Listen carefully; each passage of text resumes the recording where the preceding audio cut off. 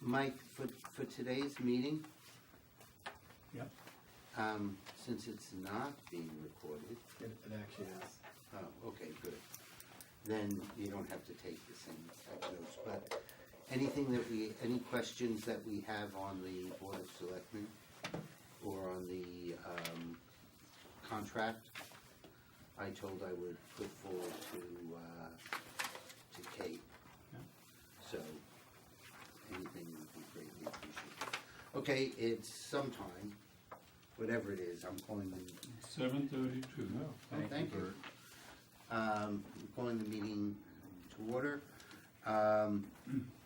First on the agenda is the town employee contract. Spoke to Kate several times today. Kate wanted to provide some additional information. And that is, the way they work the budget, or at least how Kate works the budget, is during the time from the last budget, they start putting notes down on anything that might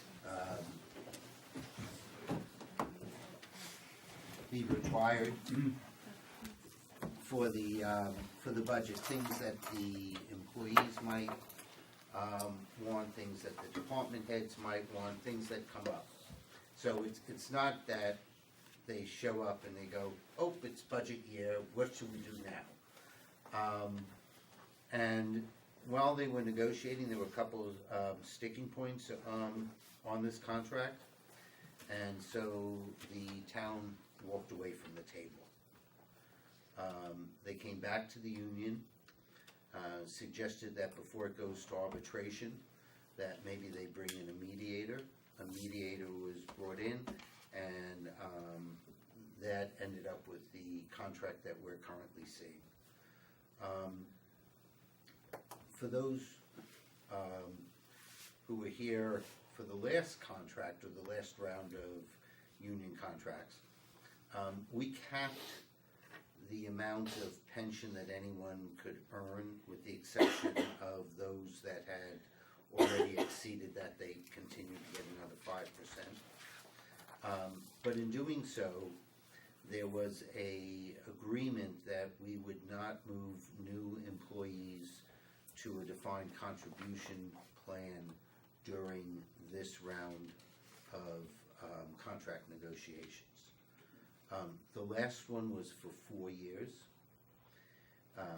Kate didn't negotiate that, and we tried to figure out why it was 4 years and not 3, which is typical. Sometimes we do it, if we think that rates, and Kate did explain that if we think that the rates are going to be going up, or salaries will be going up greatly, we'll try for a 4-year contract. In this particular case, because we want to move forward on getting to a defined contribution for new employees, it's a 3-year contract. So that's all I have on it, other than now opening it up to the floor.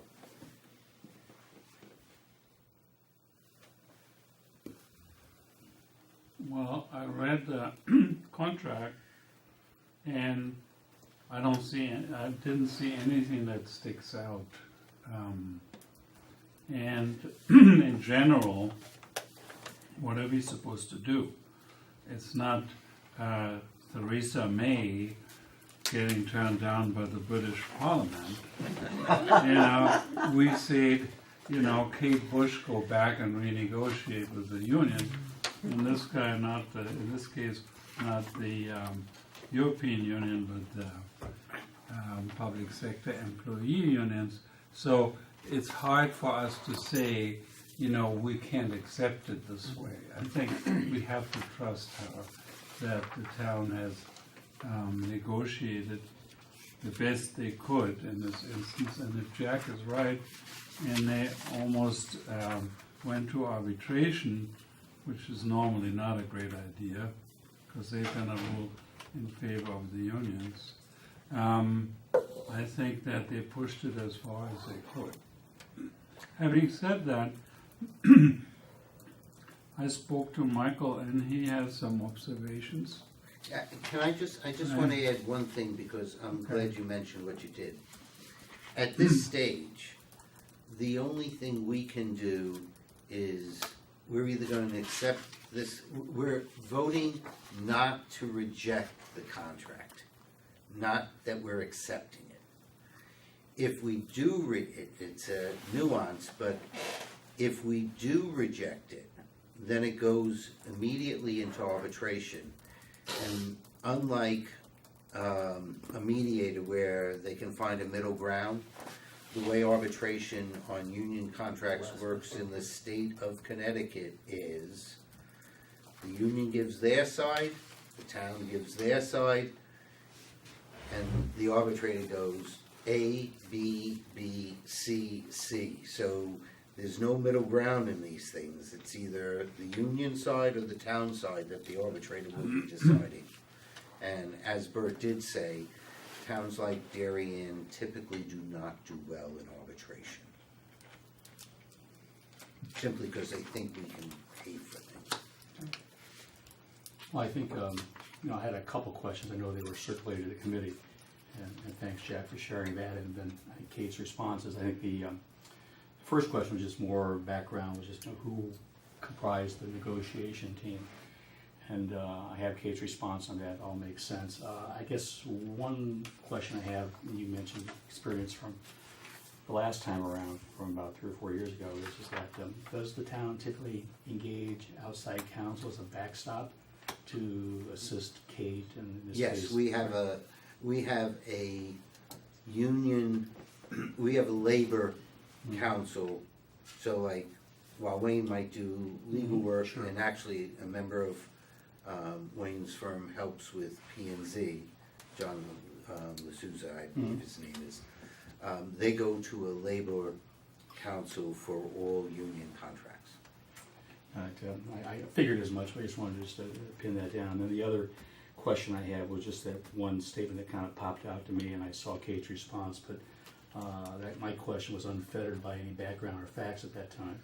And I had the answer that, there was a statement that the town was anticipating some savings with this move to the DC plan. But then when I read that in our facts, it was elective, not a, in fact, forced move.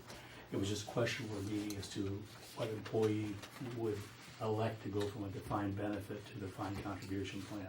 But I think Kate's response basically responded to that in different context for me, so. And interesting enough, because when I read that also in the summary, it's like a 547 or something like that. And I said, is this new? And apparently it's been around for quite some time.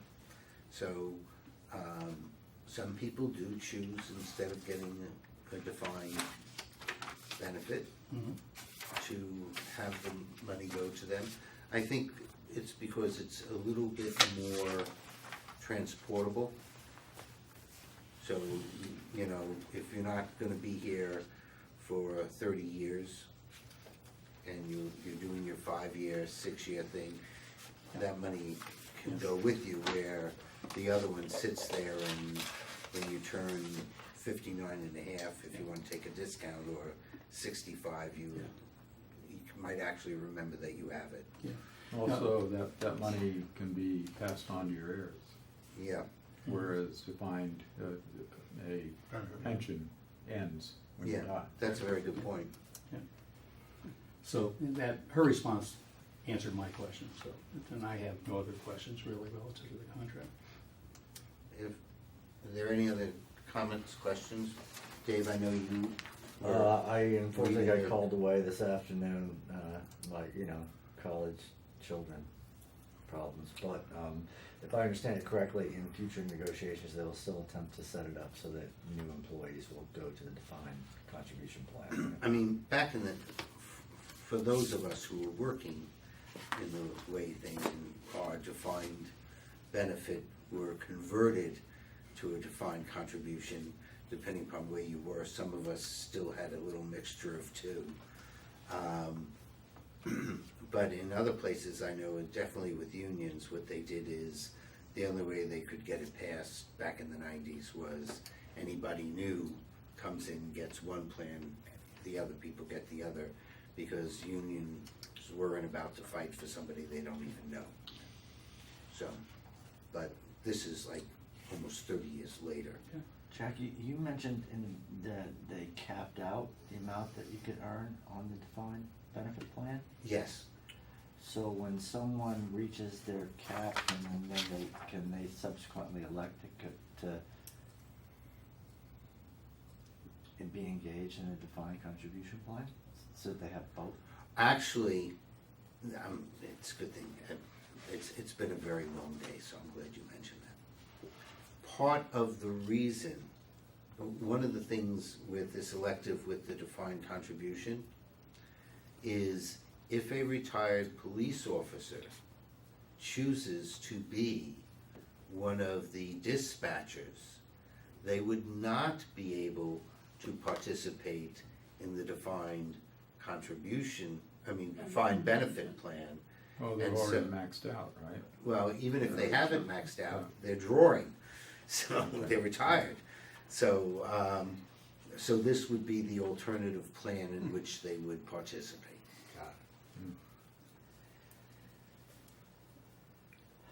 I don't remember to write that down. I think that was, Tammy had that question, actually. I mean, that's She's all in it. upside for a retired policeman who becomes a dispatcher, Yes, because he's got nothing to gain by becoming a employee on a defined benefit plan. He's already got that. he's gotten it, right. So, and he's drawing down, and I'm sure he doesn't want to, suspend. Stop so he drawing can- it yeah, down and right, start yeah, paying yeah, back. Yeah. So, anything else on this? Are we ready to vote? Can I have somebody move the motion for it? I move. Okay, and Taylor was second. All those in favor? Since it's unanimous, I'm not gonna ask for anything else. Next.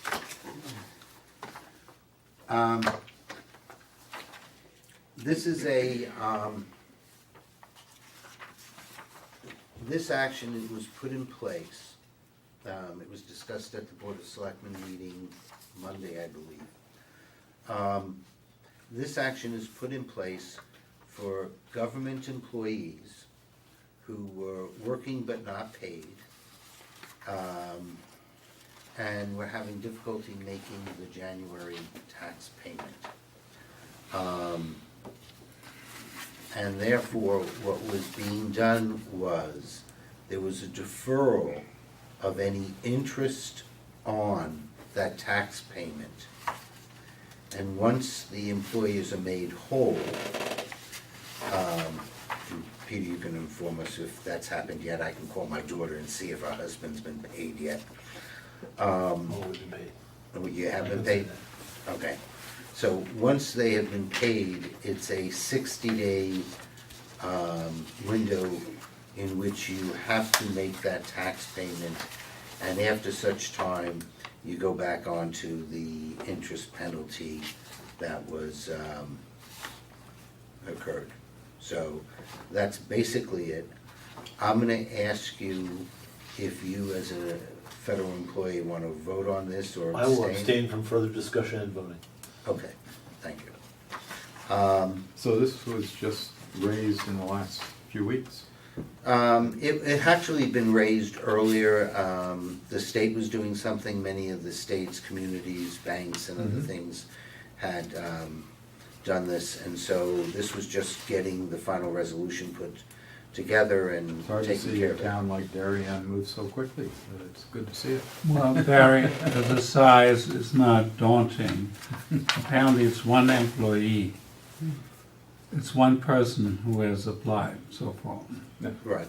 It could be Well, others, there must and be we others. might have another There shutdown. must be others. But right now, it's only one person. So what So- happens if we have another shutdown? Does Good it- statement. is I this- have to double Does this check, I just haven't. kinda kick in a new, Yes, I like a would new think- I would timeframe think and that new it's, 60 days? yeah, well, It's a we'll policy kick in going until, forward. July. But, yeah, I would consider that if it becomes a seesaw event, it would kick in, and then probably there would be some additional deferrals as, the So trickle down. This will be on the books, right? I mean, it'll last, No, but they were Indefinitely. supposed to make a payment in January and they took this, which I'm fine with. And then they have 60 days to pay it. Right. What, So we're in that 60-day period. If there's another shutdown they, for the January, they still gotta pay. in the 60 days. Yes. This is only for January. Even if we go into a shutdown, they don't get paid again. Right, Because they wouldn't have been waiting on that money to pay the bill. Okay. right. They'll be waiting on other money to pay for groceries. I'm just gonna make a comment, and which is totally out of order, but you can slap me afterwards. A good friend of mine is a truck driver, and during the shutdown, he was talking about how he was out west, and the independent truckers were just stacked up because nothing was moving. So while the press kept on talking about how this was affecting government employees, the trickle down to other people was rather significant. Oh, yeah. He, And federal contractors too, sure. yeah, federal contractors, I mean, the big guys were getting paid, the other people weren't, Yep. and he sometimes moves things onto military bases and that. And, you know, he's not making up that money, and it put a real dent in his business.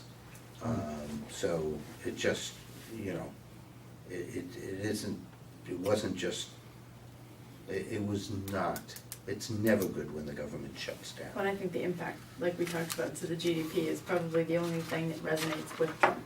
I think that's the thing he cares about the most, so we may not see Well, it as yeah, sharp. the numbers were astronomical of what it really was, and it was underestimated, even the total work. So, I mean, probably out of order to say that, but just, you know, I felt bad for him because, you know, he was really shut down for like a month, looking for stuff and moving stuff at a loss.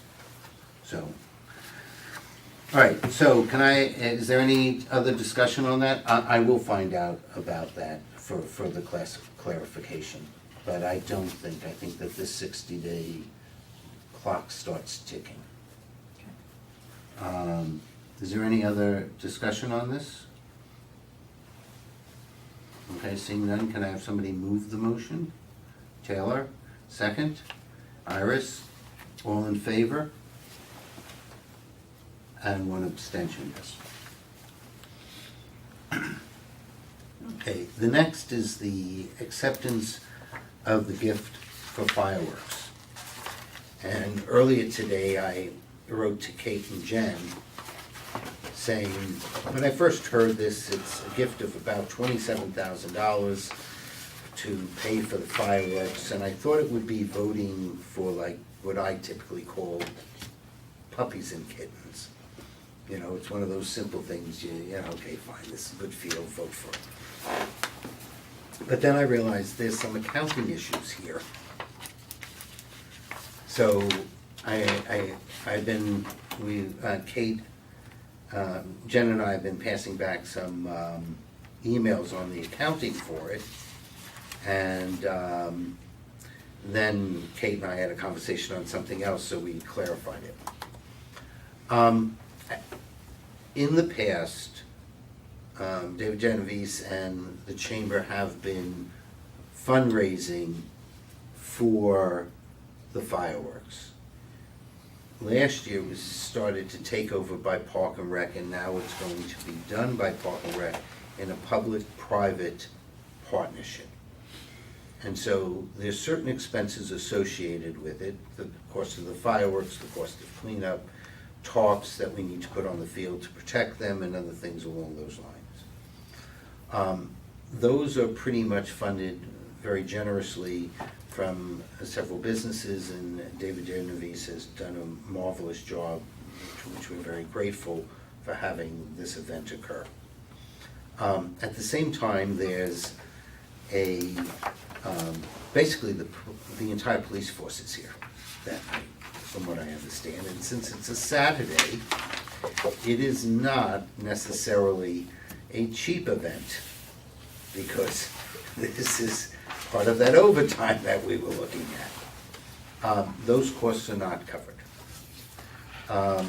So this is some additional funds for, oh, and plus, when we were collecting for the $25 for the 300 spots or the $7,500 for parking on the grounds, the town collected it, but then gave it to the chamber as part of the contribution to pay for the event.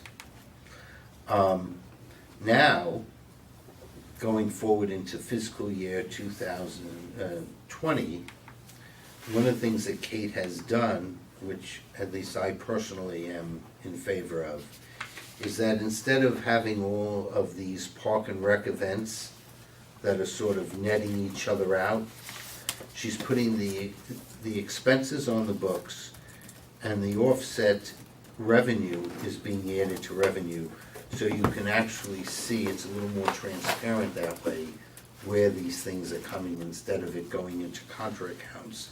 And unless we're looking at the chart of accounts, we have no knowledge of what's happening.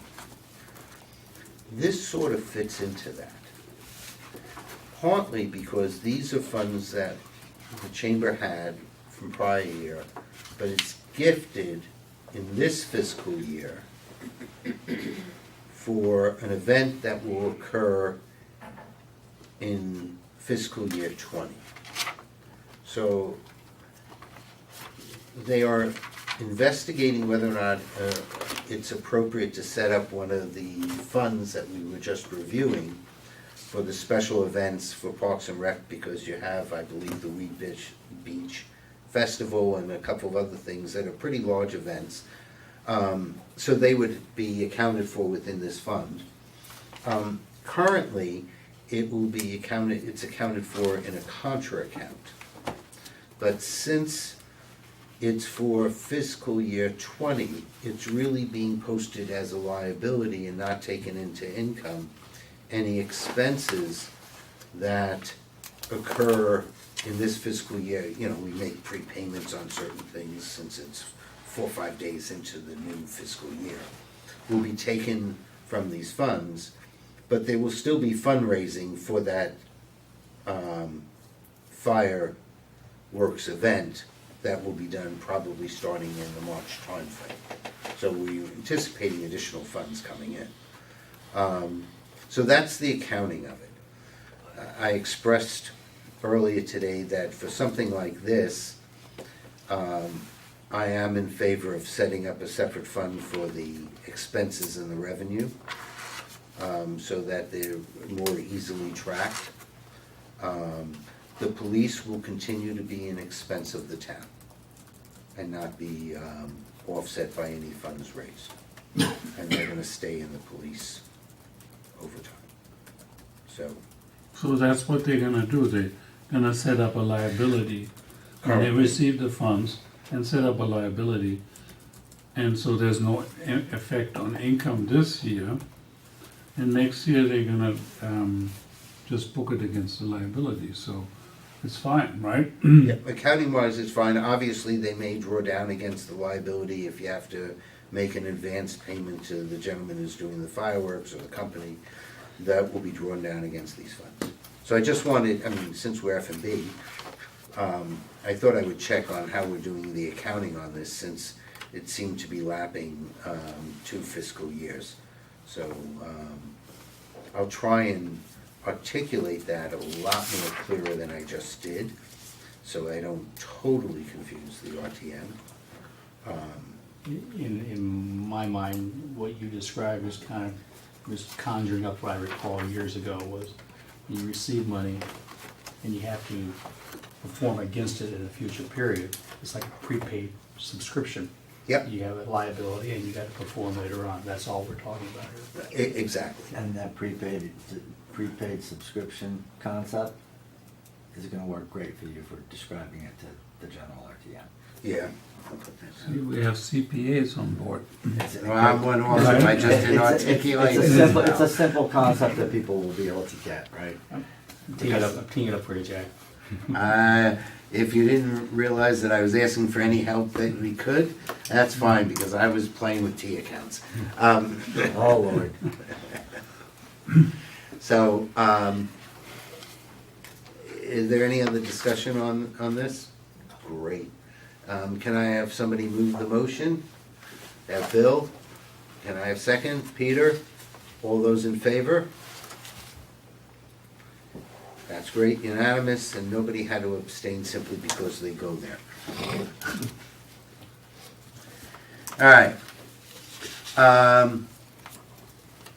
Why don't we do the superintendent's budget first? I know that David was at the budget meeting this morning, Yes. as was Stacy. Yeah, I was just texting her asking about something, maybe you can answer it. So, do you wanna, Oh, boy. do you wanna lead what, Well, I didn't memorize all of the changes, but, you don't have to. I spoke to Tara Yeah. subsequently with some. yeah, that's fine, that's fine. The big thing is the administration has, made a handful of changes. They got the increase down to 2.82%, so that's the current administration number. The Board of Ed, has made other subsequent, proposals. Those proposals have yet to be voted on, so they're not hard or cast in, stone. The two big ones, to my mind, of all that list, is a bunch of like, small $5,000, $12,000, $15,000 ones. The two big ones, from that list are, there was one of the board members, the guy's name is escaping me. He had actually proposed cutting the number of psychologists that they were gonna hire from 4 to 2. That's so Burke, that- Mike Burke. Yeah, and they allocated that across, the different schools, so half, psychologists for each of 4 different, schools. If I remember correctly, the salary for a psychologist is around $76,000, but then you add in other benefits and such, you're easily at $150 per each, minimum, I would say, per year. So that would be a net savings of about 300, if it It's gets. double. No, it would be about. Sorry, 76, but And by then the time 20. per person, plus by the time you add in benefits, I'm guessing 150. No, it'd be Wow. about That's a lot of 20%, benefits it's there. 20%, Be so it'd close be to about like 100. maybe. Okay, so 100, 100%. so 200, so that'll be $200,000. And Tara put forth to increase the excess cost reimbursement by $100,000. So those are the two big items. So call it 300. The board is proposing roughly 300 in change to reduce the budget further. I'm not sure that the psychologist cuts will go through. My sort of read from having been going to the meetings is people are more in favor of that than not. So I would kind of suspect that won't happen. So the only real big one would be the excess cost side. And I think, Jack, you had some thoughts on that. Yeah, looking at it, and there's two things, because I think one of the comments that was made at one time by Feeney has confused both board members and the public, and members of this committee as well.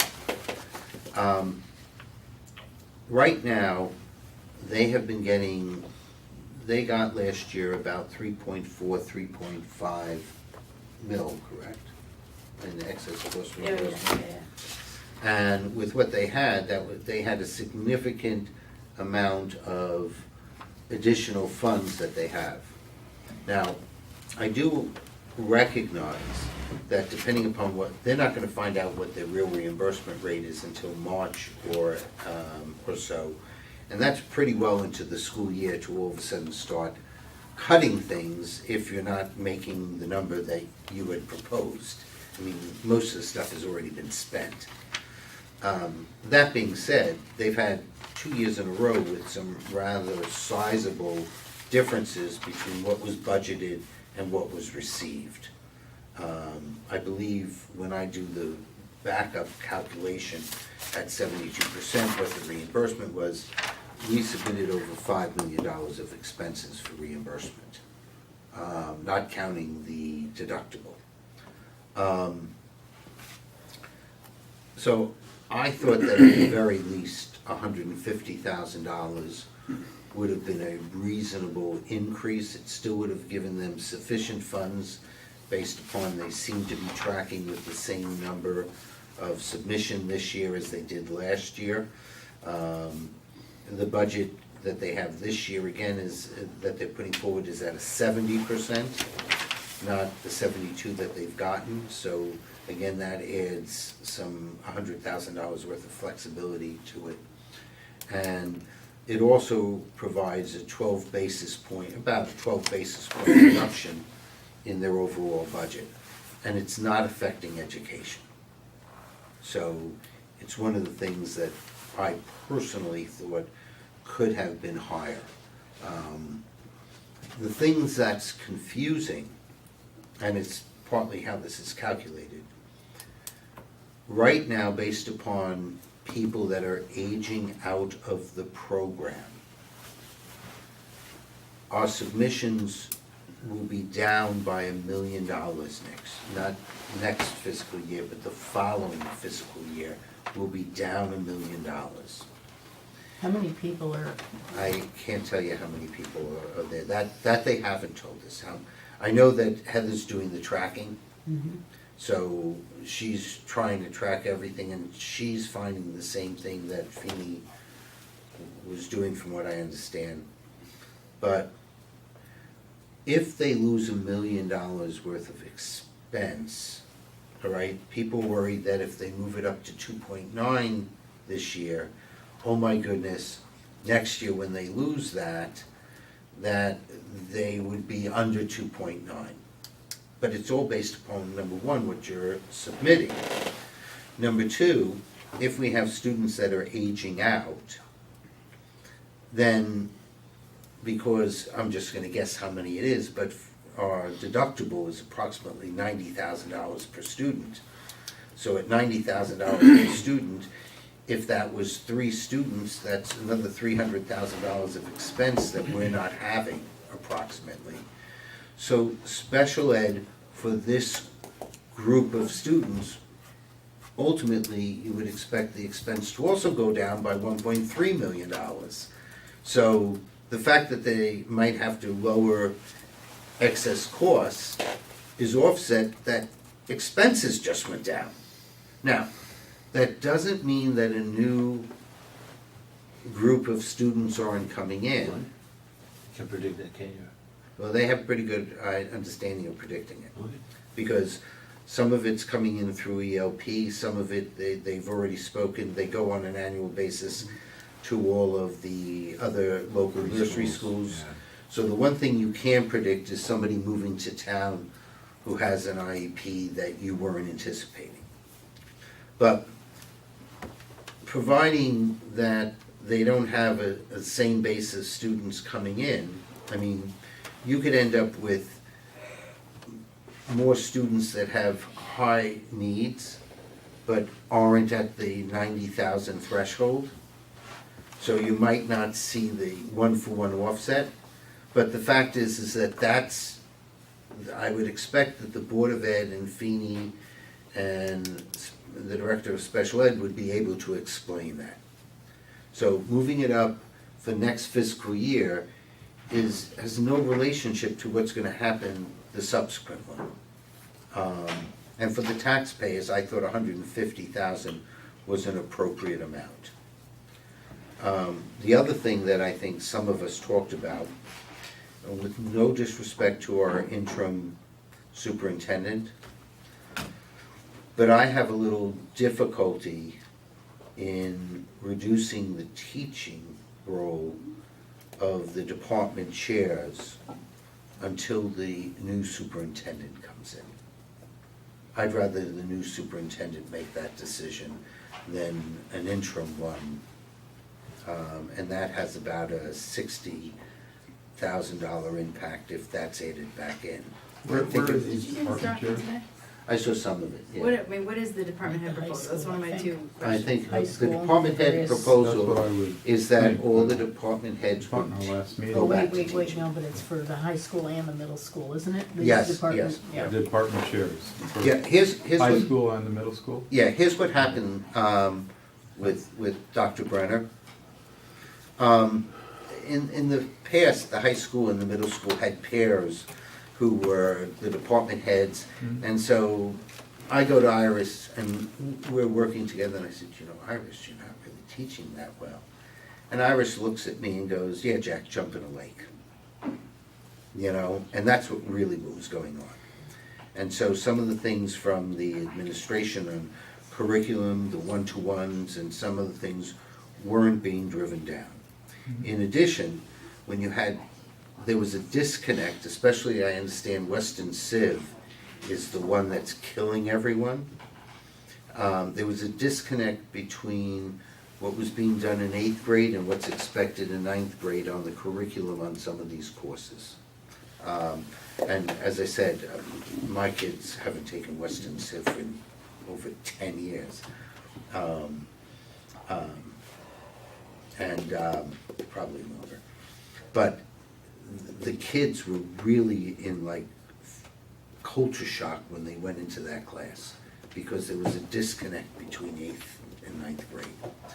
So by hiring somebody who is more attuned to going in, working with the teachers and that, they were able, and is an administrator, has input into your annual review as a teacher, that sort of smoothed it out. In addition, there was a hidden aspect there. There were several teachers, from what I understand, allegedly, let's put that word in, that were not following what was going on. And this was a way to sort of make their life a little more difficult, so that the school system either had them starting to follow what the administration wanted in the curriculum, or they were going to leave. Either way, it was a win-win for the school.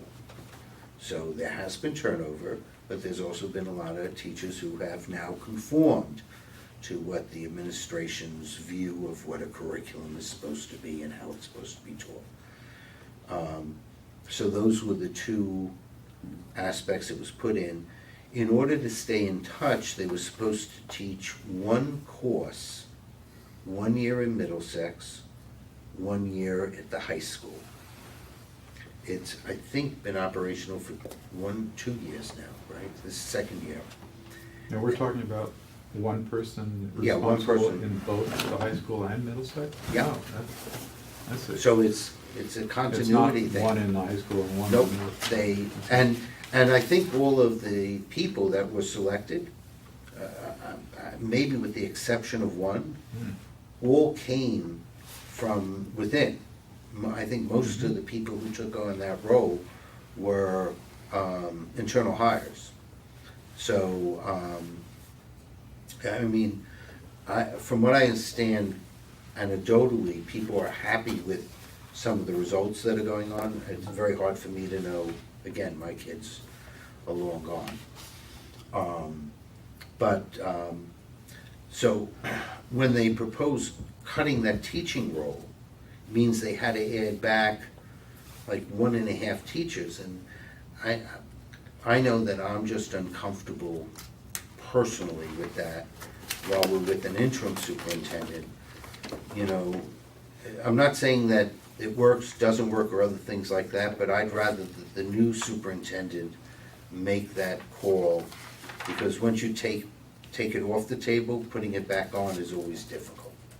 So Jack, suppose we all agree with your assessment. How do we communicate that? Because we're not really voting on the budget right now. Right. How do we communicate that back to the powers that be, that we say if it came, or we right now think leave the department chair the way they are operating, and let's wait for a new superintendent. He may not even like having department chairs. I never did, actually. I know last you year. But suppose the new guy says we don't like him, why change it now and then just reverse course? So how do we communicate that? I think that we can either write something, I mean, we've already had somewhat of a say, but what I would do is call some of the board members individually and we can express thoughts to that. You know, people know people who are on the board. The CDSP already had a conversation. I don't wanna speak for them, but, you know, and because I was at the Board of Selectmen meeting and thought 2 meetings in one day was just too much for me, even though some people actually did it, I'm impressed. But I do think that they talked on that, if I'm not mistaken, the CDSP folks. In So, favor or? I don't know. Oh. I don't know. I don't remember that going up, but I can look at the notes. So there would be a motion now to, and we have to vote on it. No, we don't have to, I'm just saying Well, if you, we could have a motion where we communicate to the Board of Education our concern financially, because that's a privy we have, financially about reducing the time that the department chairs would be teaching from 20% to 0, right? That's a motion. I have a slightly different approach. Okay. I don't think, while it does have financial impact, I don't think this is my analysis is a financial impact. Well, then it's a education committee issue. It is an observation Right. of what's going on.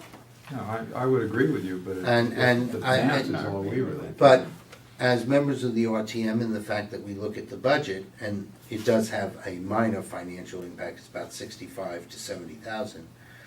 I wouldn't want to do a resolution because it's not our role to tell the Board of Ed how to do their business. But we can have a conversation saying, we are concerned about this, what are your thoughts? Okay. I don't like telling other boards Okay. So how we to tell do you their to business. talk to them? What? We just ask you to talk to them. Oh, there's too many of them to talk to. Well, but isn't Well- this, I mean, this is, They're gonna be voting on it, so Yeah. we Isn't can, this is something, I mean, obviously Right. the interim superintendent thinks this is something that they, I think it was his proposal, right? yeah. it was his proposal, but It's Is already he on the doing list it to of- cut cost, or is he doing it because he thinks that the? no, it adds It cost. increases. Increases cost. There are certain things that have, that, Right? If they're not gonna be teaching, it means we have to hire teachers to fill in that role of that class that they weren't teaching. I mean, is there something behind this that we don't know about? I can't say, all right, and I've listened to the conversations, I can say that Westport operates a little bit differently than Darien. I mean, you've all heard that I am vehemently against having the school psychologists out at the elementary schools. For number one, it's inconsistent because the school psychologists in Middlesex and the high school are doing the same thing and nobody's being allocated on those two. I also think that we've always put our special ed in one location, and then it's better to, and I just think it's more impactful to say there's a whole team of people that work with mainstream, the 504s, as well as crisis that may occur when, you know, just because if a kid comes in and he's in crisis, regardless of 504 or a special ed, just a mainstream child in crisis, don't think that the school psychologist, the special ed, the social workers, or anybody else who's there isn't there supporting that child in that time of need. And there's those things that occur which are part of the special ed course. But I've estimated that 5 to 10% of special ed has always been used for mainstream education. Jack, just on that point, about housing, people in special, I think is, does that also impact what we were talking about earlier about the excess cost reimbursement? Is there a financial impact to the town?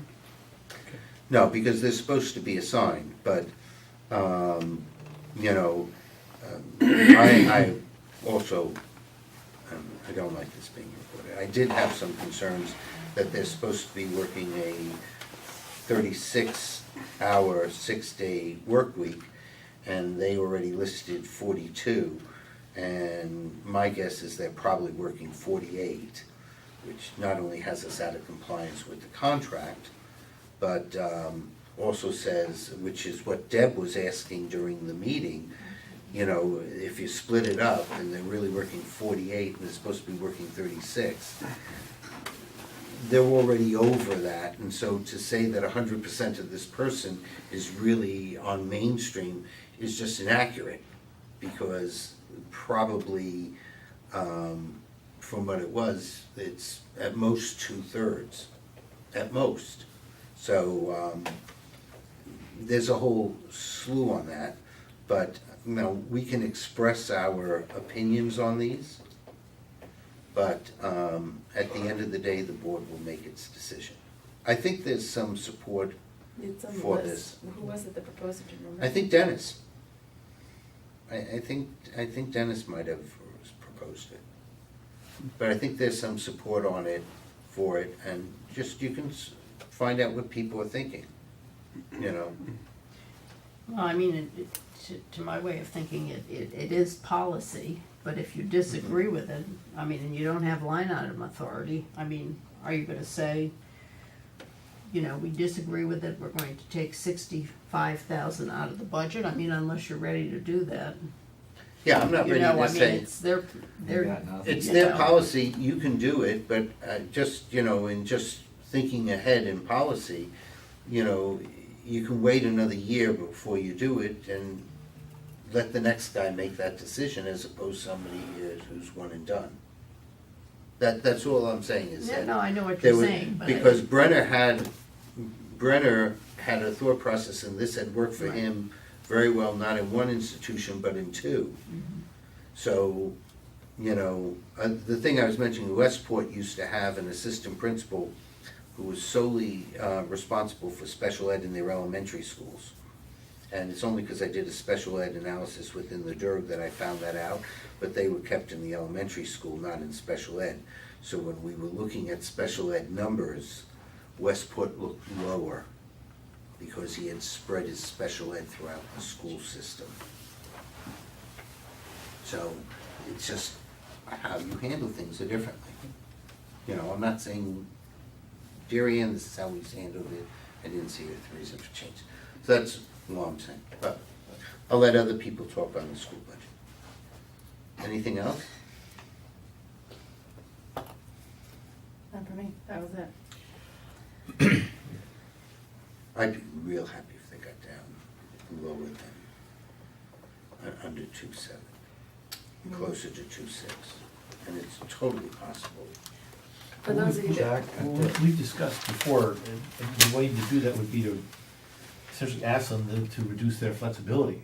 I mean, we talked about that's the mechanism for that. On the other hand, we've also talked about how we don't wanna do that because that's, gives them the ability to manage their program better and have that budgetary flexibility. So I think we've kind of discussed both sides of the coin.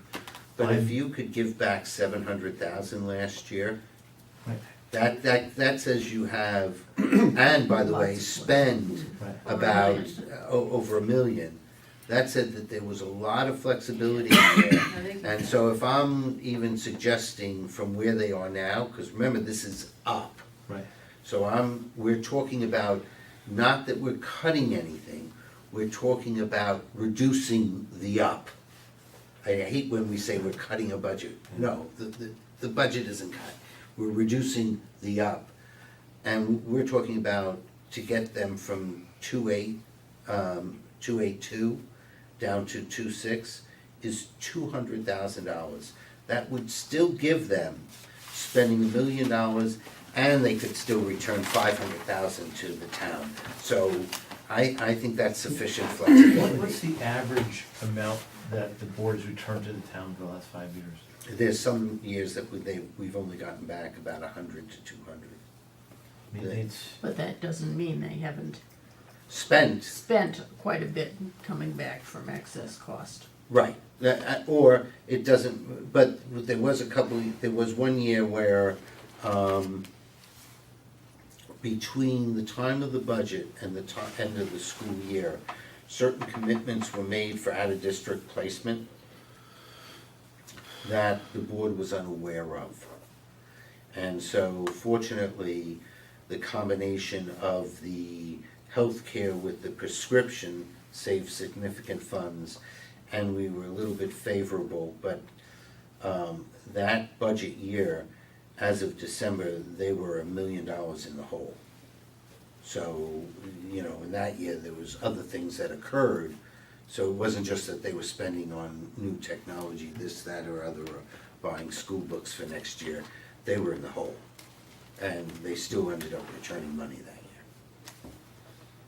So Jack, you said that the initial proposal from the administration was a 70% reimbursement rate? Yep. So if you add back 100, 200, what reimbursement rate do we come out at? Yeah, well, first of all, they've been receiving about 72 or more % anyway. No, I know, I'm just So, wondering. no, when you I'm make it- just telling you what they're giving back. So, since my calculation backing into what the submission was $5 million, the 2% on that is just nothing more than raising it. One way to look at it is, they raised it from 70% reimbursement to what it's historically been, above 72%. That's the 100,000 right there. And they still have the same flexibility that they had from before, because if they do 5 million and the pool stays the same and we get 72%, they're still gonna end up with about $700,000 to $800,000 more than what they have in budget. All they're doing, that 100,000 they're giving back is nothing more than just raising the rate back to what they received this year. That's why I said, give a little bit back out of the flexibility of what you really had budgeted and what you got. Because if they had a 72% rate on excess cost, the reimbursement rate would have been 2.85 million. but what I'm hearing from you is, and I think collectively, is that there's money being returned at the end of each fiscal year. That's money that we're taxing, that maybe we shouldn't be taxing. Can we come up with is there a mechanism in terms of their budget preparation so that they're not doing that? Or maybe they're returning a de minimis amount. A smaller amount, right. And still having flexibility. I mean, the reality is they had $1.7 million of I mean, flexibility. have we had that informal discussion with them about, on this topic? We kind of addressed it last year, right? Like, Yeah, So, Well, so we would really just have to say, look, guys, if we think 2.8's high, we think you should come in at 6, 7, whatever. well, actually it goes the other way. Oh, I was thinking, percentages. she Oh, said. percentages, oh, sorry. really, you wanna go up? No, I'm thinking you're talking about excess cost. No, but the I'm numbers I'm were going, they I'm just going happened back to top coincide. level looking Okay. at it, Yeah. because that's, in essence, that's what we're saying. Yeah. If there's money in there that comes back, then you can not ask for as much. So, is that what we would do, as far as we'd say, well, we, as a group, won't approve your budget, or we will go against you, this is just talking, unless it's at 2.6 or 2.65 or 2.7 or whatever number, is that what we would say? And should we say that and go back to them and say, Well, we feel like you still have room to cut, basically, and then we're not talking about whether they cut the salaries of teachers or don't, or raise teachers or whatever, they still have that flexibility within their budget to do all that. So that's really, our call more is to say that we think overall, they can lower it. I, Is that seems to be what you're I'll let saying? I you- mean, it's a pretty generic number we're looking for, and they can find it in a variety of ways. I mean, I can identify several different pockets where they could cut it, they could do it generically, they could just say, you know what, bring everything down by 20 basis points. But that's, I mean, that's not our call, I don't think we have to get that much in the weeds. Well, that's what I'm saying, I Well, think all we have is to that, say it is sounds like we're all 2.6 saying that we think they is still can come reasonable, down. you Right. know? Somewhere. I don't know Somehow. how aggressive we wanna be There's about also, there's stating also what our an unintended goal consequence. increase number Yeah. is. I don't think he's up for that. There's also a potential unintended consequence here, which is you're giving them incentive to want to go out and spend as much as they possibly can, so they're Right. not giving back any money. Right. Well, we're tracking no, it very but we're closely, tracking, we are tracking what they're getting and what they're spending, so we know that differential. And in fact, interesting enough, when Kate was going through, not to get into the other, but when Kate was starting to talk about her budgeting process, the exercise that Taylor's been doing, Kate has started to do on the Board of Selectmen. So I think our point is that we've had conversations, Taylor's approach was there. I don't wanna give target numbers, they are under the 3 that was targeted by John, but I think if we think that there's still some opportunity there, I think our focus is now speaking with the Board of Finance. That, What is the Board of Finance saying to the Board of Ed? they haven't really had, other than they said, we didn't want you over 3. Oh, And then John said, you know, and if you can get it lower than that, that would be nice. I have to say, we're staring down the barrel of some pretty nasty proposals statewide that are gonna push tax burdens And- for residents up quite a lot. That could, if it occurs, but this is an ongoing argument between Taylor and myself. I'm not even talking about special ed.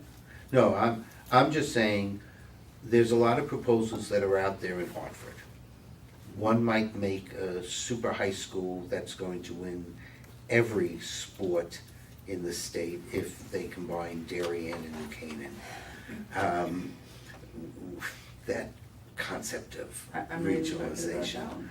But the fact is that we have to deal with the laws that are here now, and should something come out of the legislation as we're getting close to budget, we will be able to address it prior to our May vote. And that's what we're gonna have to do. Or, as John has stated, if it's a significant amount, the loss of car tax, the personal property on cars, the incremental basis point on real estate. If we're losing revenue, it would be about 4.5 million on the cars for the town. If we lose excess costs, if we have to pay pensions, a supplemental tax bill will be issued so that citizens understand what transpired. And that's the only way we can deal with it.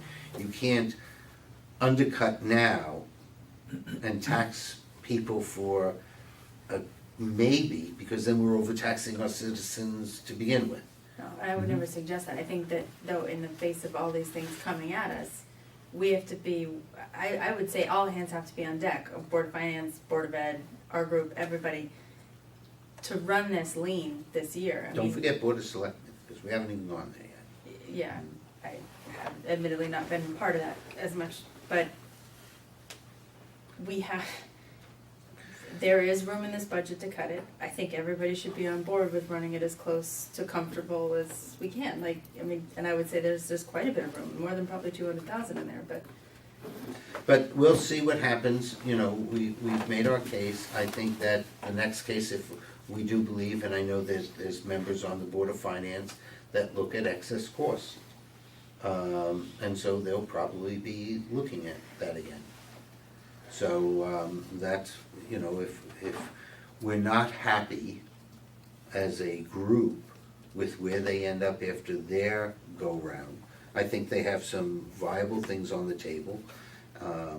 I'm willing to have the board decide what they believe is best on that. But if we're still not happy with the number, then we approach the Board of Finance and tell them that we're unhappy there. Because this is still the superintendent's budget until they vote on it. So I don't wanna be telling the Board of Ed what they should be doing. but we can say this is where, when we look at the total picture, where's capital, I mean, there may be some, not on this list, but I think that there's some discussions going on capital on the request out of the Board of Ed. I don't know that Checkpoint Charlie is going to make it through the cut. It makes no sense. No, but before the Board of Ed votes on the superintendent's budget, it would be reasonable for us to give them a sense of how we're thinking. We already did. Okay. We did that on. That was the- our comments, and there's been discussion, there's, Yeah, so, and they've heard it. they watch the meetings too, I mean. Yeah, yeah, they've heard us, so, I mean, you So know, what are we discussing here then? just where we see what cuts they have on the table, which ones we are hopeful that they take. And then, And also, Well, I mean, it are you seems, What is our thinking you're gonna target make budget? any kind of a cut or recommend a cut? I mean, Right. or let we me just? see what the final budget comes out to, okay. all right? All right. We gotta remember that the grand list is down, which is going to And have, people are gonna be paying a lot more in taxes, you know. people may be Well, paying more in federal. taxes. Oh, yeah. The Salt tax Fed alone. has already affected, many of the blue states, that, the Fed taxes. And, you know, let's see how revenues shape up, let's see how much capital is there, and let's see what the Board of Finance decides they're willing to bond. You know, based upon the other things, what they might be taking out of the general fund, or other things like that. So until the Board of Finance gets all those, until the two boards vote on theirs, and then it gets to the Board of Finance and they put together, and, you know, we talk about the VOPE report, until you see the VOPE report, that's the real crux when you see what the increase is. I You know? don't think you wanna get all the way to the Volpe report with 2/3 of our overall budget. I mean, we've identified that the flexibility looks like it's 2%. I mean, what are we comfortable, what are we asking for? Are we asking maybe for 1.5? Well, the VOPE report, when they first do it, that, they're working off of that. I mean, that's, the Board of Finance sees the two approved boards, they see the numbers, they see the capital, and then they're seeing what the end result Yeah, is. that's getting to a mill rate though, but if you believe that a budget is too big, it doesn't matter, you know. Well, but it's Right. all within the concepts. I mean, as I said, if they got it down into the 2.6s, I would be a lot happier than 2.7s. I mean, you know, 200,000 out of Isn't a this lot. budget is 0.2%. I mean, if you think they can't find, you know, if there isn't 200,000 spread around there. Yeah, that's what I'm saying, it's really not a lot, and considering that they gave back 700,000, and just the mere fact of the change by doing 70% versus 72 is equal to the 100,000 they wanna do as a give back, they still, if everything remains the same, are gonna have the million that they spent, because they have budget ups and downs, and another 700,000 coming in. So I think that's, $500,000's not unrealistic. yeah, I don't think we're getting there, Yep. but 200,000, 200, 250, I think is doable. And if unexpected costs rise halfway through the year, we usually approve them. Yeah. And don't ask for it. So, anything else on the Board of Ed? No? Let's go to Board of Selectmen. Bert, you had some observations? Okay, so I read the Day Times today, and the headline says, Board of Selectmen budget going up by 3%. And that's not a number that I recall, because I think we're starting at 3.98%. So I wished we were at 3%. We also changed the way we operate on the Board of Selectmen budget to mirror what's being done on the Board of Education, where the conversation is between the members of the members of FNB and the Board of Education and maybe the administration, but not the departments. So here too, until now, I believe, until last year, including last year, I would be talking to the department heads within the administration, and instead now we're talking to Kate Bush and the Board of Selectmen. I think initially I thought that actually does create efficiencies, that puts Kate Bush into the driver's seat. She's gonna have to negotiate with the department heads, and she comes up with a holistic number and an aggregate number that we can look at. The disadvantage is that we really are responsible to our constituents. We are the ones who have to recommend the budget to the RTM, so we have to show that we conducted as much due diligence as is required. I mean, I was, and David too, and Jack, we were here, you know, the last week most nights. And also, this all works well when the headline number works, but when you get into the nitty and gritty, there might be a time when you wished you had talked to the department heads. Now, when we have to go into the nitty and gritty is when we cannot solve the big issues. I think the positive is that everyone agrees that the 4% number is too high. I think Kate Bush agrees on that, the Board of Selectmen agree on that. I think what I heard from the Board of Finance, they're not happy with that number, and certainly we have our concerns in this day and age to have an increase of 4%. So we all agree on that. We all agree we need to get the numbers down. The easiest ways to get the numbers down is to look at the big stuff, okay? That's manpower. That's additional manpower. In this instance, they're looking for 3 more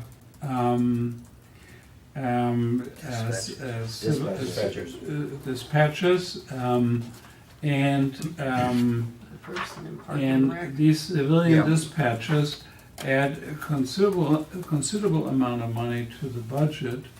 However, and we have turned that down in the last few years. However, it is very difficult to turn down this year because the manpower that is freed up by having uniformed dispatchers moving into the ranks of the active police officers allows to realize a proposal to, one, have a dedicated narcotics officer in an SRO at the middle school. And I don't think anybody can be against, it's difficult to be against those two proposals, you know. You're an SRO at the middle school in this day and age, it's not outrageous. And to have a dedicated narcotics officer is not outrageous. So they have linked these two issues and said, okay, you give us these 3 civilian dispatches, and then that's gonna feed those 2 new positions. There's another position in the Parks and Recreation for additional manpower for Parks and Recreation, which they already have. They transferred 1 position into Parks and Recreation because obviously the workload after they have Highfield Farm is higher than before. We all knew that, okay? We had, since we had this meeting with the people in District 1, the neighbors who did not like Highfield Farm, and they were very outspoken, the neighbors, and we explained to them the taxpayer, all of the taxpayers in Darien are picking up the bill, and here's another incident where, yes, all the taxpayers in Darien will have to pay for that extra person in Parks and Recreation because the workload is going to be different than before. So it will be difficult to cut for these big items, in which case you're going into the nitty gritty, which is tough, as we discussed with the Board of Ed right now, because our job is kind of set the guidelines and be the overall, feedback from the taxpayer, and not to be micromanaging things that the people in the various departments know better. As I said earlier, the department heads might actually, if we had a conversation, they might explain it better to us. Everyone had to go into the nitty and gritty and is still going into the nitty gritty. Actually, Kate Bush had in the last meeting cut out $280,000, okay, including a substantial amount for the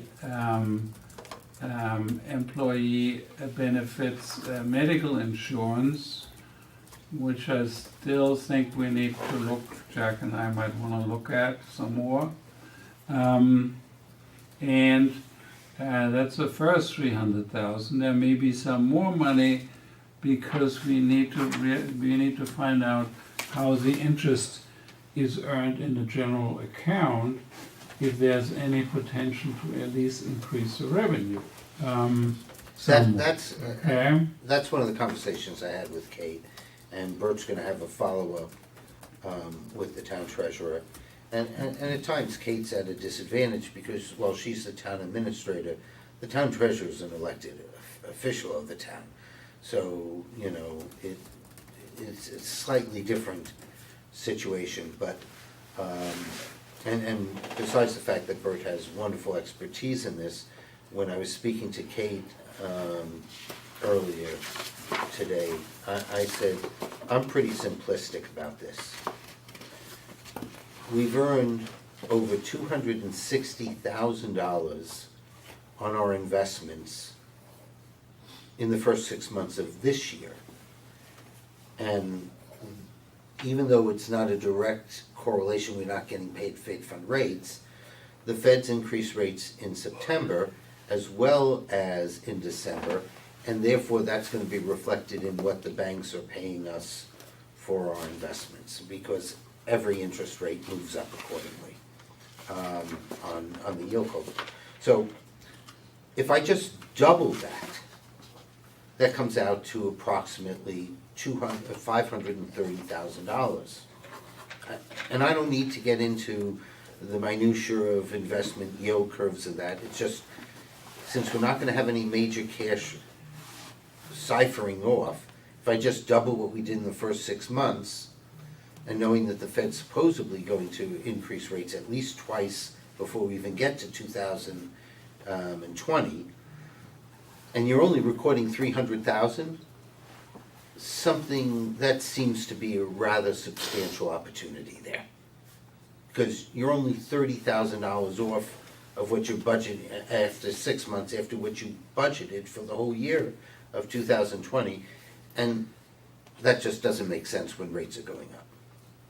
So I told her that's my simplistic view of it. And we don't have to go in all the details because we need more time. And I think David and Michael have spent some time on that too. Other people have commented on it. Once you go into the very details, it gets tough. $20,000 here and $40,000 here.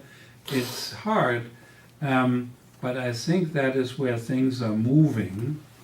And I don't think at this point we have to be proactive, other than this item, because it's I actually have 300,000. another one that I wanna be a lot more proactive. Okay, so Okay. at this point, I think we want to be proactive on the large items, There's a couple of them. okay?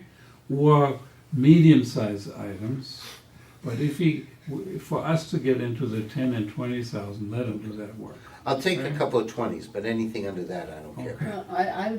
The park and rec position, now they added I forgot what it's called, a program supervisor about a year or two ago, right? Right.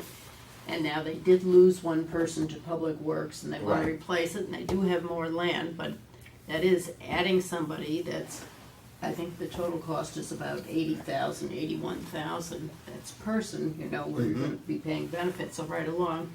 And I know they looked at seasonal and temporary, and for whatever reason, people, they didn't think that was right, but I'd like to have a better understanding. I mean, you know, I know they mow lawns, they plow snow. I mean, I think for 80,000, you could probably spend a lot less than that if you contracted out to some landscape service. I mean, I don't know, it may not be feasible, but I would like to know that it's really been carefully investigated. I think that's one of the things that we wanna put back on the table. You know, the same way, one of the questions were that there's the state employee health fund, and several people asked why Greenwich joined, we haven't. Kate said she did an analysis, you know, it may be worthwhile, maybe not this budget cycle, but subsequently to look at the analysis going into the future year. But I do think there's some opportunities here. The next big nut that came out is that the town employees can accumulate sick days, and then when they retire, they get paid out at a much higher rate, and I think it's capped at something, but they could almost have like 20 or 30 days of sick days that they get paid out, which, you know, is about a quarter of a year when you retire, and it's accrued at one rate, and you're being paid out at the other. So one of the concepts was to put some money aside to offer to buy out people in the current year. Jamie put that on the table last night, saying, you know, that's $150,000. The question is, do we want to, you know, no different than we do for future medical benefits for retirees. My thought process was, do we want to set up a fund for that and accrue with it based upon actuarial? Or you just set up a program where you offer it, and if it comes out, you know, that's part of the reason why you have contingency at the Board of Finance. There were a couple other things. The motorcycle came off. Again, it's a $5,000 item, but that came off. And there's a couple other things that they put on the table to discuss. Right, but also two things we should keep in mind that are more, that's not a numbers item. I mean, we always talk about the numbers, but I think in the Board of Education budget, what sticks out is that they spend, it's the expense for absentee situations where they have to bring in people that may make overtime or whatever. And on the town budget, they do have a substantial amount of overtime. Particularly in the police patrol. And especially in the police department, which they do, I guess, before they retire. They're happy to increase more, you know, do some more overtime, and then maybe even take the civilian dispatcher position. So and the overtime is going up in the plan, in the budget, despite the fact that we will be allowing for the civilian dispatchers, which moves manpower into the pool, which could then feed into the amount of overtime. Now, the overtime is also governed by the training that they have to do. So, and that's always done in overtime. But in the contract that we saw today, it says that you don't have to pay them overtime. You can give them compensatory time off.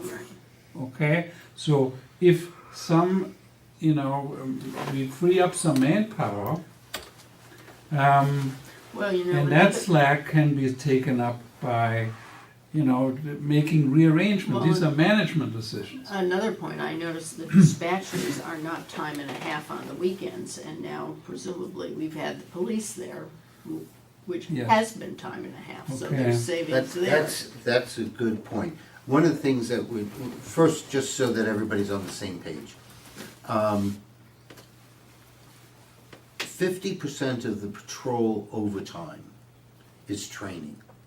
And so when I was talking about whether or not I had sent something off to Kate and the captain gave a response, we are a tier 2 police force, we are considered very good, and we want a police force to have all the appropriate training, domestic violence, violence and all that. I mean, you really do want them to have that.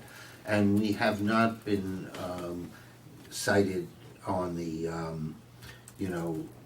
discrimination and other things like that. And we've had a couple of instances, but we haven't been. That's a given, you know. Right, right. So that's all things that are important to have a viable police force. That being said, when I was trying to go back and calculate, since overtime was about 15-16%, and assuming that it's time and a half, then I said, okay, so that brings 7.5 down to 5%. So it's almost as if the police are signing up for whatever their work hours are. Typically, it's $2,050 for an employee. But it's almost that in order to maintain their accreditation and all their services, there's another 5% that you're going to be working over that. So there's like another 100 hours that you're working on it.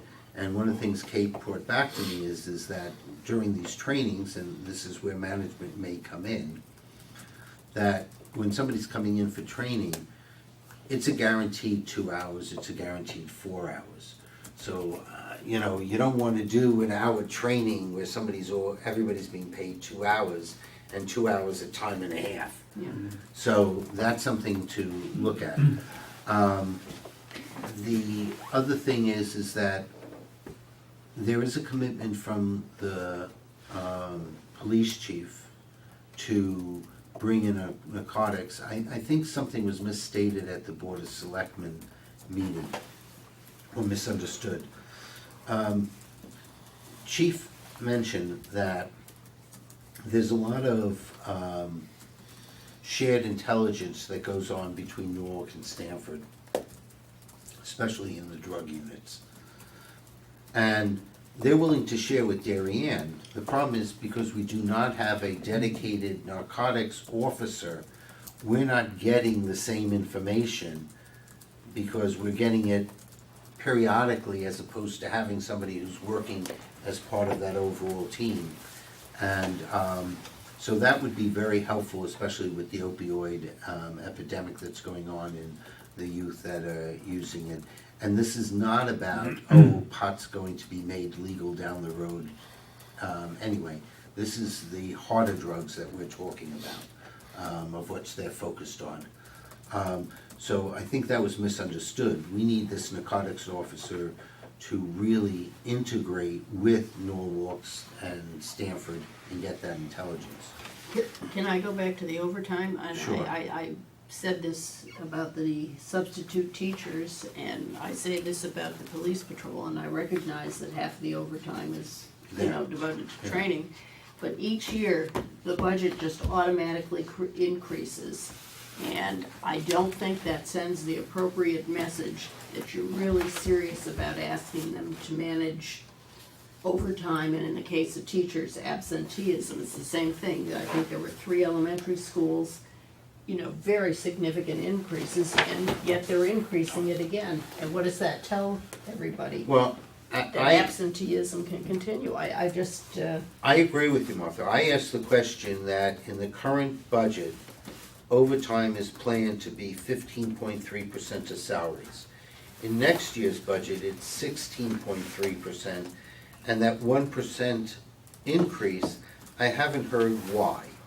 I haven't heard incremental training, I haven't heard, and the well, fact it is. shouldn't be anyway. I mean, Well, I'm didn't they just talk saying. about how they had people out last year, but the people are back? Well, that's, And now something unexpected may happen, but I don't that think was we the other should thing build that I in. was talking I about. mean, we'll give them the money if they need it. Right, that was the other thing that I was thinking about, that, they were down some officers because there were a lot of retirements and other things like that, so they had people working overtime for that. But we're back at full staff. Right. So if we're back at full staff and we're intending to be back at full staff, I don't, we should see a lower correlation of overtime and that, and so, you know, one of the things that the Board of Finance asked for of the Board of Ed when it came to the electrical panel was analytics. And they're just, on the police, on the overtime and a couple of other things, civilian dispatch, there just isn't the analytics there. I'm not saying that I'm against it, I'm just saying it should be supported by analytics. And it's my understanding that last year when, in the buddy system, when Jamie, Rob Cordone, and Stacy met with the police, that they talked about what analytics they would like to see in order to move the civilian dispatch forward. And I think both Rob and Stacy even offered to go and help, because these are police officers, I'm not expecting them to be accountants. Would help them put it together. And I mentioned that to Kate and asked Kate to circle back with Jamie, Rob, and Stacy and get some of the analytics that they talked about. So if we're not getting it here, I imagine that this is one of the departments that the Board of Finance is going to have a continued work on the buddy system. Because this overtime has to be addressed or Not rationalized. Not for nothing, Kate added $54,000 to the overtime number that the police department requested. She did, in addition. Yeah. The adopted budget number was 533,200, and the town administrator proposed budget is 587,600. So the town administrator added to the, Oh, you're Propo- saying from what, last year's? no, from the proposed budget, the 18-19 adopted budget column Was was 533. 533. And now. Last year's actual was 545, so the budget number that was put forth by the police department was 533, at least that's my understanding of that column. Yeah, That was That last column, that was And last year. That was last year. No, last year. It's 1920 now. She's added, that's the 1% increase that So- I haven't. oh, that's the adopted budget for, yeah, See, sorry, okay, 587. sorry. So that's- It's gone so- from 533 to 587, which but is a 10.2% increase. Yeah, but Yeah. that's still, But that's the 1% as in relationship to salary that we're still looking for some answers on. Do you know, did Rob and Stacy get like any metrics? I mean, if half of the $533,000 number was training, right? That's what they say. What now. is the $275,000?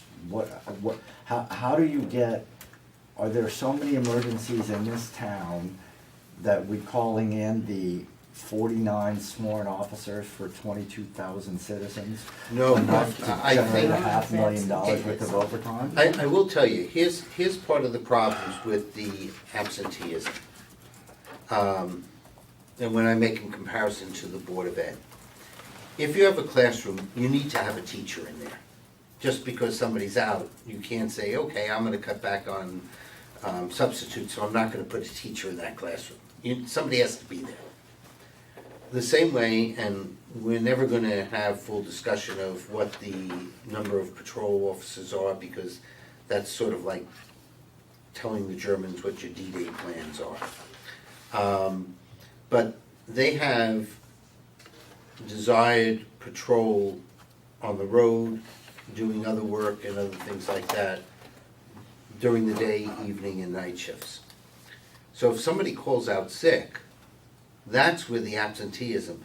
I may not have to worry unless it's a snowstorm if somebody in Park and Rec calls out sick. I'm not backfilling that.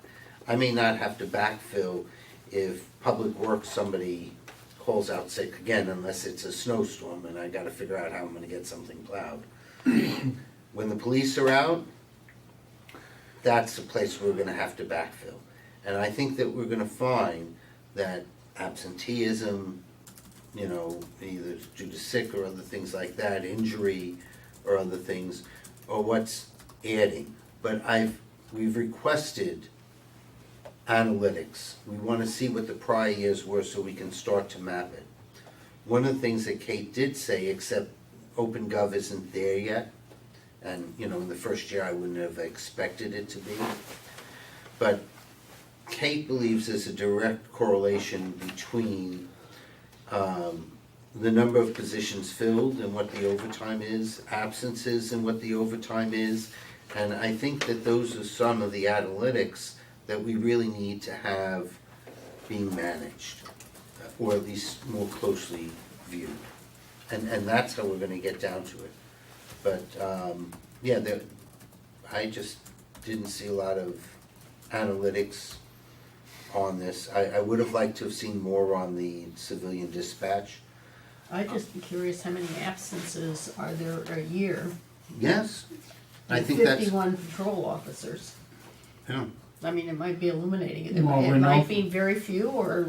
I And don't how know. many are on disability or other Right. things like But that? Martha, we know from the Board of Education meeting that they admitted that Darien, even the superintendent says, we have nothing like this in Westport. Right. Darien They have a sticks problem, out. they admitted. Well, Darien Was- is high in the education, but we're No, talking about, was teachers absent. right, but Yeah. we're talking about the police right now. Yeah, y'all keep going back and forth between education and, Yeah, let's Yeah. stay on the let's police. stay on one track, I'm No, like, what I'm saying, sorry, what I'm saying is, they did the analysis where they had a comparative study of what's happening in Westport, or told us, same here. For the police, we should see, so what is the overtime situation in Norwalk and New Canaan? Well, I mean, I Right. guess, but Yeah, I'd just like to see what analytics they're doing now and then what programs they're doing. I think the analytics are there, they have to run some reports.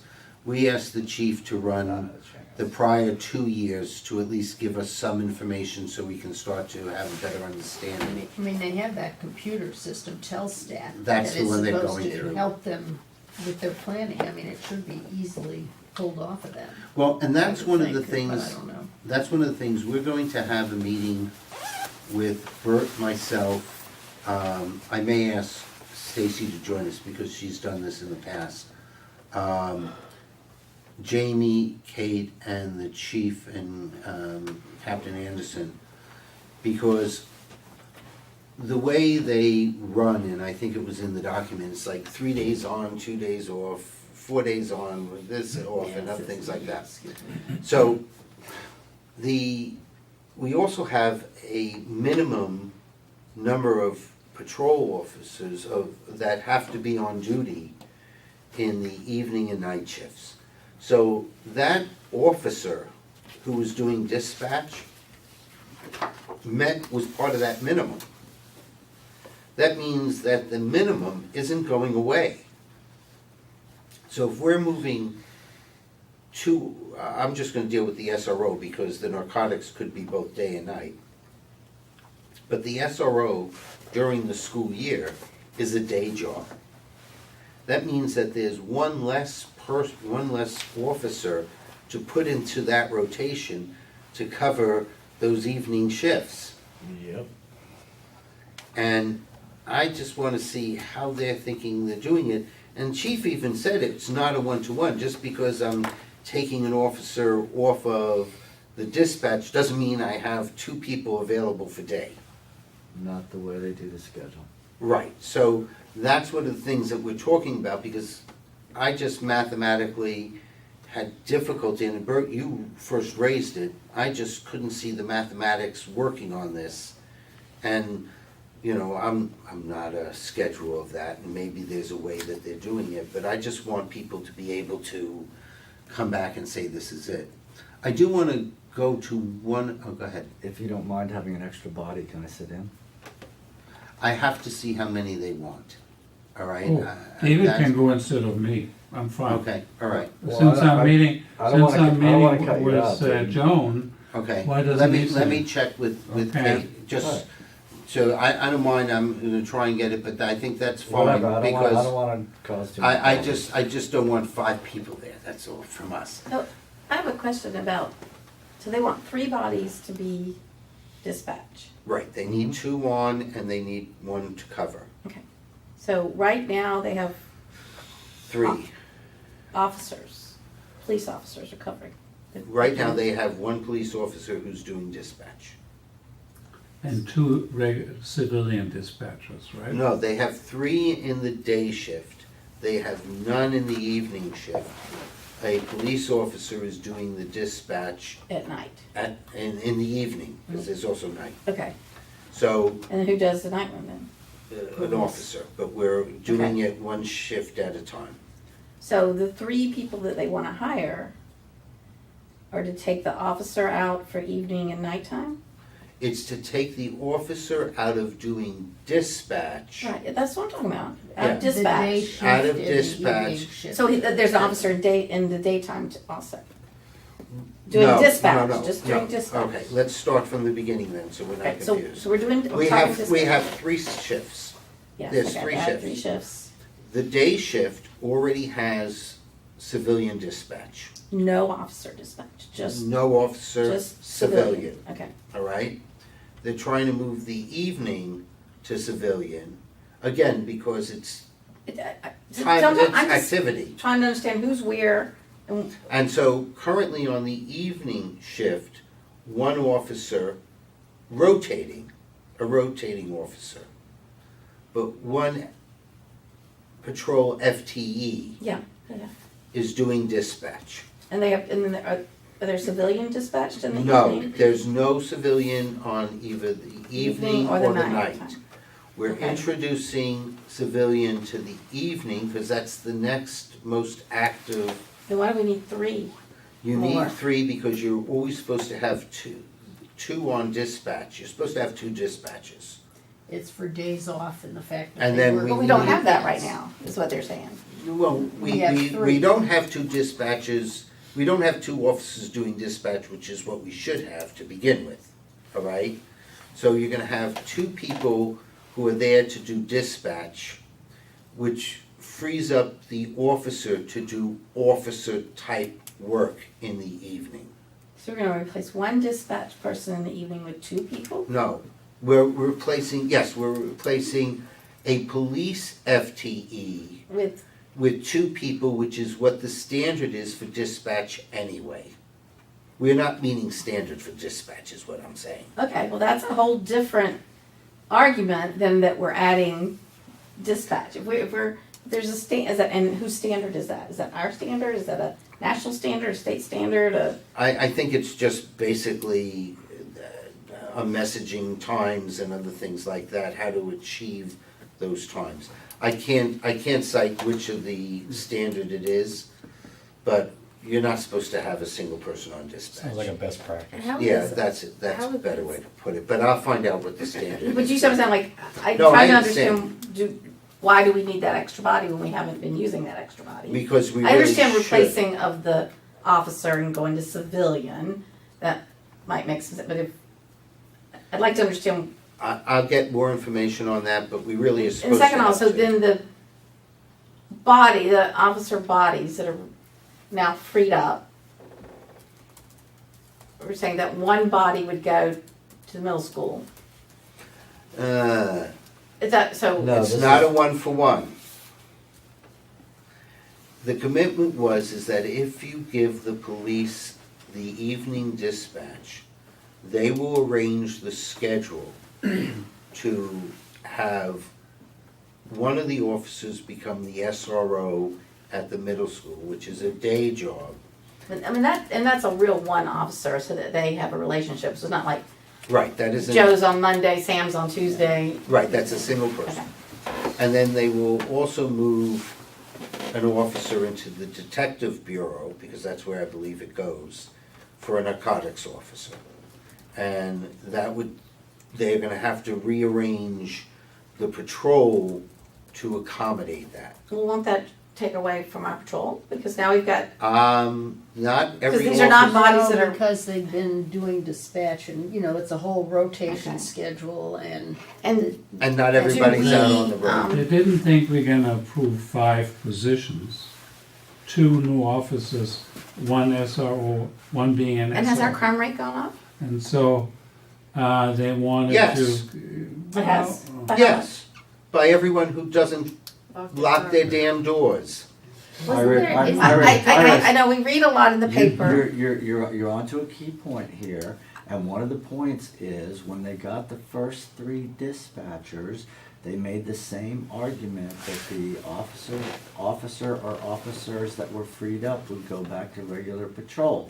And there are 0 metrics that have been provided in terms of how many increased calls have the patrol people responded to, how many increased violent crimes have they responded to, how many drug crimes, how many, you So know. we don't have that we have- Well, we have- no, they we have- did we have provide no- certain information. We They have, did. we There's have some no in that. data to indicate whether or not those patrol officers returning to patrol have yielded any increase in public safety in the town, no. But they have it, they gave us some, which is the number of burglaries, robberies, how many were solved, and other things like that.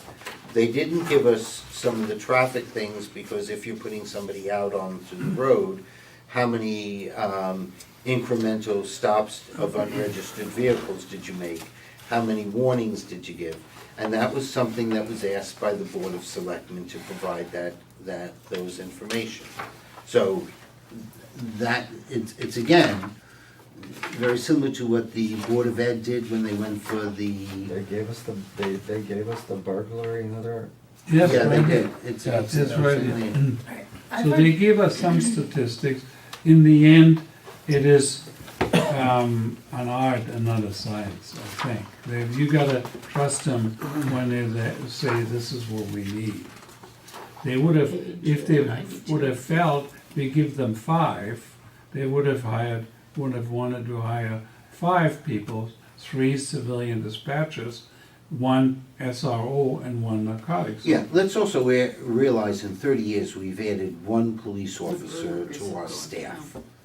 And that was in the 1990s. Burglary went Yes. down, Aren't it, robbery. isn't that the chatter because about they have more centralizing or police, it's consolidating just dispatch happened. centers in Burglary county? went Yeah, down, not robbery an went issue. down, motor It's vehicles really went not. down. I'm just saying, if we hired 3 new people and then that happened, what happened, like can we? to see- I guarantee from doing Traffic outsourcing, stops. those 3 people are gonna be absorbed into that dispatch place faster than you can snap your finger. Their So it their won't be like benefits any will be residual different, costs it's, to us. it's, nope, they're gonna go out there, the only issue is where it's located. So, there are statistics here, and we've asked for it, and I think it needs a deeper dive.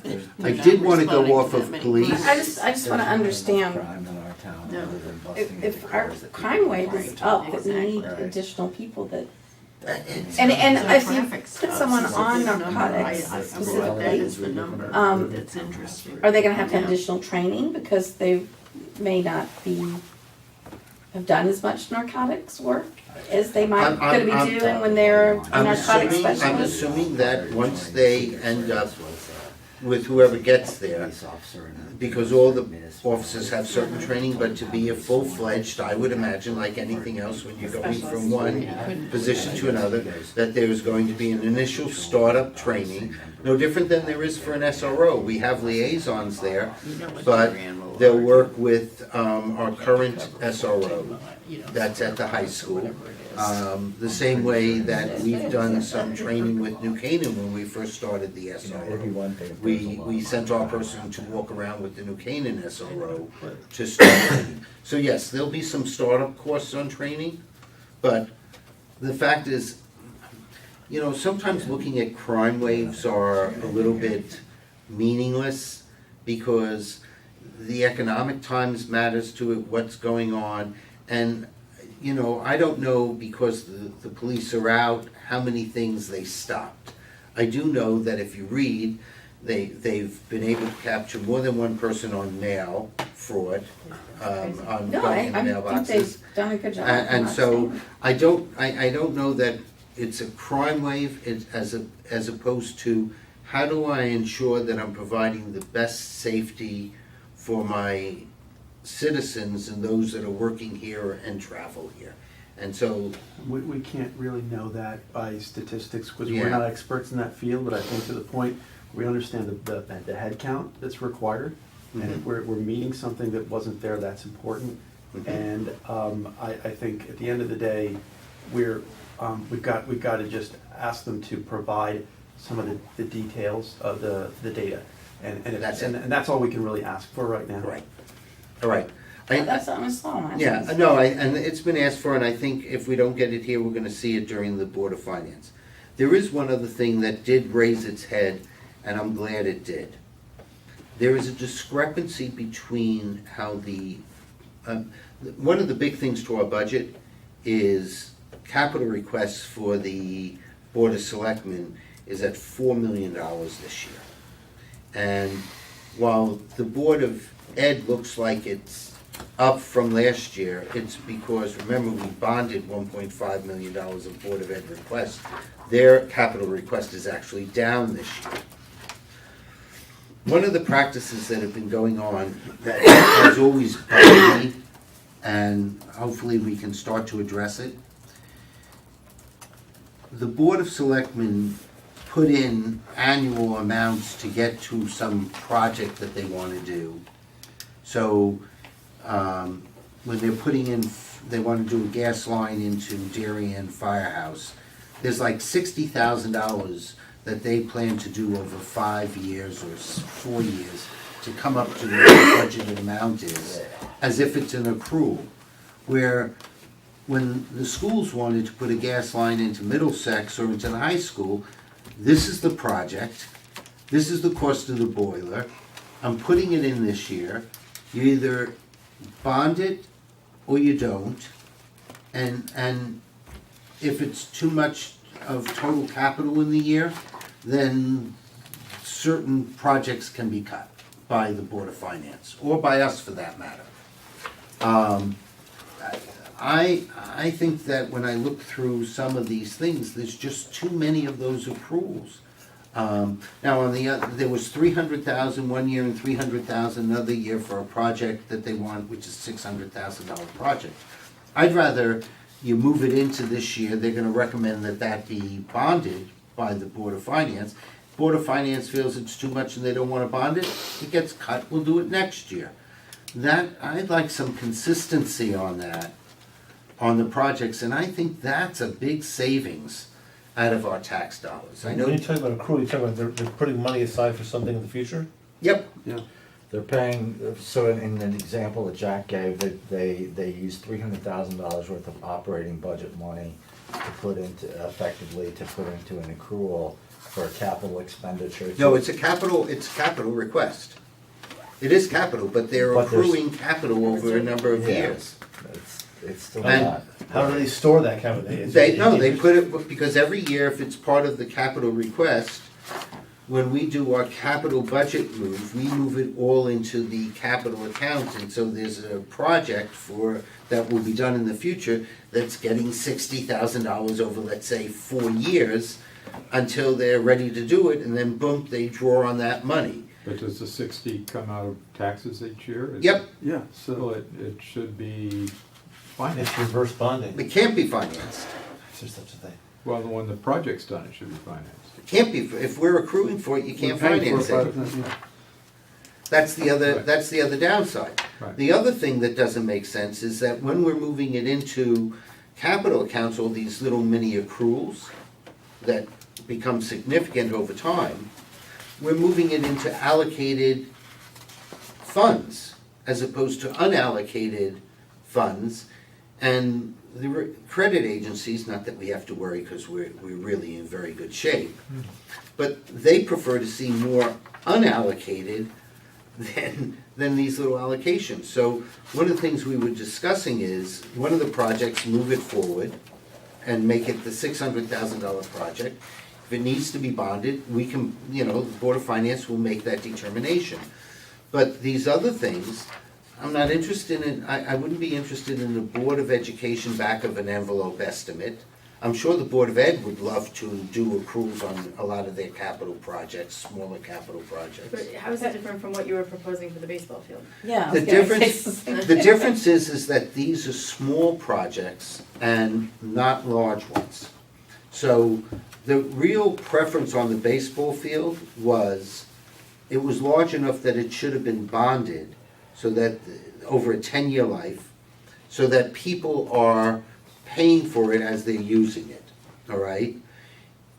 On these, we're paying for small projects. There's a lot of $10,000 and $20,000 projects that are never gonna be bonded, that are adding up to the tax base when it should be done in the year that it's done. No different than if I look at the Board of Ed, they have a lot of $30,000-$40,000 projects, I'm gonna put in carpet. We imagine the Board of Ed says, hey, I got a carpet, I wanna put in $5,000 a year and just keep it for me? So you're saying there's not a cutoff number, like if we know the project's gonna be I think. 150, 200, whatever your number is? I think about 500,000, I can understand that you wanna start to reserve for it over the life of it so that you're not doing massive spikes. I mean. And so we- anything under 500 shouldn't Yeah, be well. that way? We do it for Okay. all the vehicles on the public works. We put accruals in for the police vehicles. Fire We put in the fire, which is rather substantial. Fire, the police we pay for every year. Yeah, police we do, but the public works garage for the trucks and everything, because they're expensive equipment, we do annual accruals into that. I can buy that for fire trucks, I can buy that for the big dump, trucks that are going there, large expenses. For some of these smaller ones, I'm gonna put in a new boiler and a gas line. When you're ready to do it, come with the project and come with good numbers, and it'll get passed. And if you're worrying about smoothing things out, I have my own philosophy, but if you I'm gonna come up with an estimate, but just say all the buildings that we own in town are worth $500 million, $500 million. Well, it's not unreasonable that we're putting in 1% in maintenance and capital improvements of $5 or $10 million a year, which is what major building owners do. A friend of mine works for Tishman. So that's what they do, and they're planning on it. So you'd have an equal amount of what you're reinvesting in your buildings in total, and you're just picking out which ones you're doing. But to do these accruals are just inconsistent. I would argue you just, you want something in a particular year, you just pay for it unless it's a massive capital project. Right, like a fire engine. I think, Yeah, and that's, because you can't predict from year to year what's gonna happen, all this smoothing by bonding. There are always unexpected things that come along, and then you get yourself, you're hamstrung, you're gonna tie people up in the future. and so that's one of the big things that I'd like to have a further conversation with Kate and Jamie and with John and the John Board feel of the Fin- same way? What? Does John Skrosky feel the same way? I haven't raised it to him. The, for those wondering, I just said hello to John Bolton, who just got done with their meeting. I thought I'd answer the television audience. But, so, I mean, that's something that. No, I hear you, I was that, just you trying know, I to think is understand the difference, and it's the value of the project itself, that's Right, whether you build up to it. Okay, gotcha. yeah, I mean, I understand that, I mean, so, from there, so, anything else on the Board of Selectmen? No? Motion to adjourn. I think we all agree that it's too high right now. We need to have it come down a little bit. Okay, we have 2 minutes. Oh, glad you brought copies, I did too. 1 minute. Minutes. Just- We only have one? Yeah, just from the last meeting on the 23rd? 23rd, yeah. That's Okay. Were there any changes that anybody saw? Okay, If you weren't at that meeting, you don't vote. you can't vote. Yeah. Yeah. So I need somebody who was at that meeting to move. You were at it, can you move the minutes? Second. Thank you. Thank you, Dave. All who were there and in favor, raise your hand. Everybody else is abstaining. Thank you. First one I can vote on. There you go. Yeah, there you go. If there's nothing Now you're else on to the hook, be man. done,